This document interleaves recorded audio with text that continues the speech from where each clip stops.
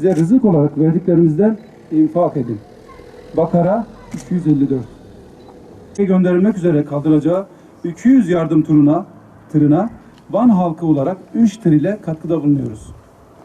Yıkım ve katliamlar devam etmekte. Yaşlara, kadınlara, çocuklara yönelik zulüm her geçen gün artmaktadır. Milyonlarca insan yerinden, yurdundan edildi. İnsanlar en temel ihtiyaçlarını bile karşılayamaz hale getirildi.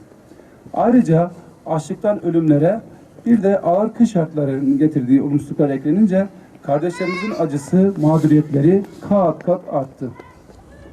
Acıyı yüreğinde hisseden Van halkı, Suriye'de yaşanan insanlık dramına sessiz kalmadığını daha bugün göndereceği 3 tır ile 26'ya yükseltmiştir.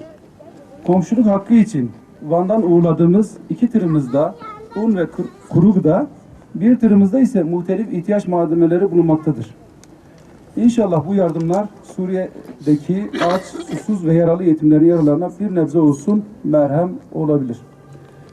İHA İnsani Yardım Vakfımızın Türkiye genelinde Şubat ayı hedefi 500 tırdır. Bu hedefe ulaşmak için yardım kampanyalarımız devam etmektedir. Katkıda bulunanlarda herkese teşekkür ediyoruz. Allah hepsinden razı olsun. Elhamdülillahi Rabbil alemin. Ve salatu ve selamu ala seyyidina Muhammed ve ala alihi ve sahbihi ve sellem.